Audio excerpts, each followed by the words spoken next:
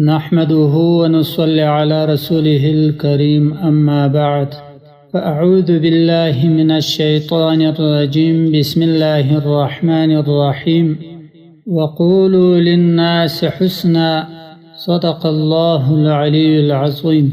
محترم مسلمانانو لری او نجدی مشرانو او کشرانو دا الله جل جلاله وعم نواله وعز برهانه د حکم موافق تقبکو چې څنګه الله جل جلاله وای لکه الله جل جلاله چې ویلی وی دارنګ بځو دغه سبکو.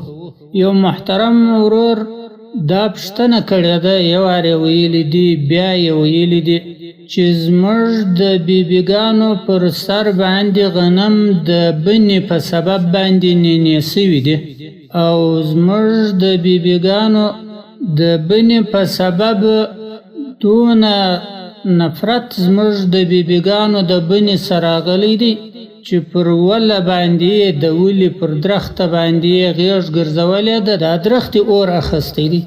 محترم مسلمانانو دې خبره ته تاسو وګورئ نو دې محترم ورور خدا پښتنه کړی ده چې دا درواغ ده که رښتیا ده د غیده که نه ده.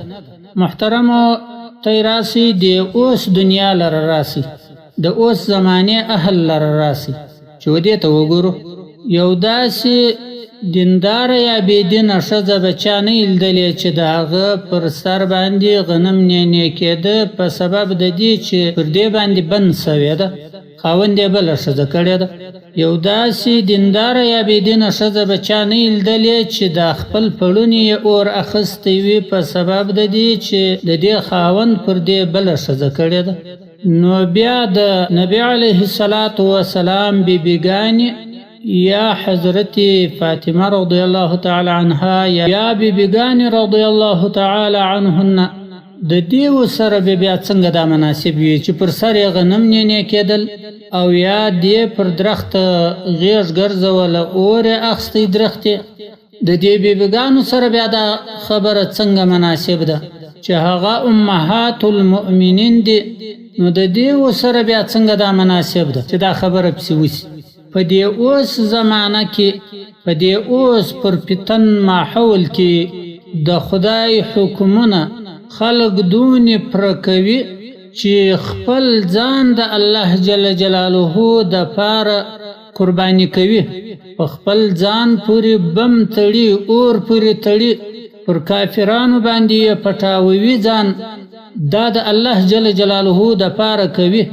او الله جل جلاله چې په قرآن شریف کې وایي 2-3-4 ښځې وکړه فإن خفتم ألا تعدلوا فواحدة که ته نسې کولی په وس کې دې نه وي یا عدل انصاف نسې کولی نو بیا یوه ښځه وکړه.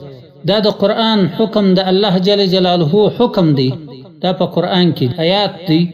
نو د دې بیبیګانو مبارکانو سره دا مناسب دی چې د خدای د حکم سره او د دې آیات سره دونه نفرت وکړي چې پر سر یې اور بلیږي د بنې سره. خدای وایي 2-3-4 ښځې وکړه او د دې نو پر سر باندې اور بلیږي د دې پر سر باندې غنم نینې کېږي د دې د بدن سره درخت ویلیږي درخت اور اخلي.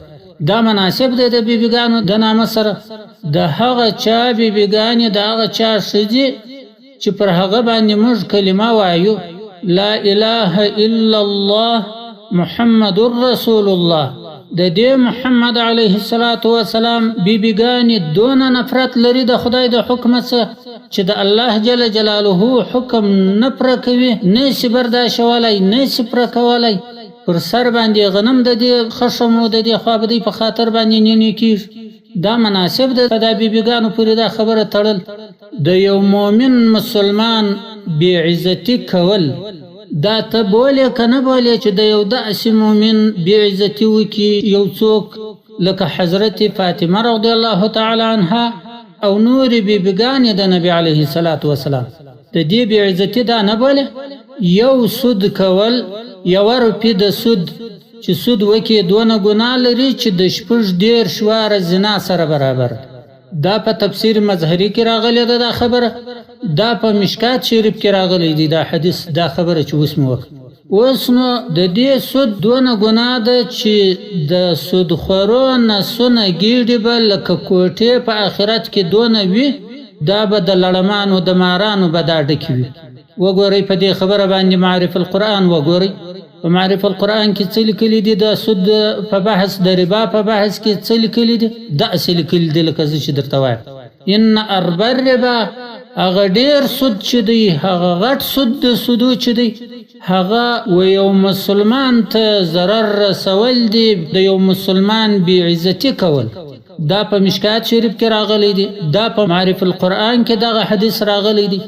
بی عزتی د یو مؤمن مسلمان کول، د داسې مؤمن مسلمان چې هغه د نبی علیه الصلاة والسلام بیبیګانې دي، د دې بی عزتی کول دا اوس یو سړی د سود زیاته ګناه نه بولي. محترمو مسلمانانو، دا خبره چې دا د دین د ګمراهانو خبره ده. زموږ د مسلمانانو د نافو انسانانو په ذهنو کې اچولې ده، نه کتابو دا لیکلې ده، نه دا مناسب ده چې یو څوک په بیبیګانو مبارکانو پسې دا ووایي. محترمو، احتیاط کوي، یو لو ګناه ده دا خبره چې کوي، باید د ګناه څخه ځان وساتو. وما علينا الا البلاغ المبين. صدق الله العلي العظيم وصدق رسوله النبي الكريم.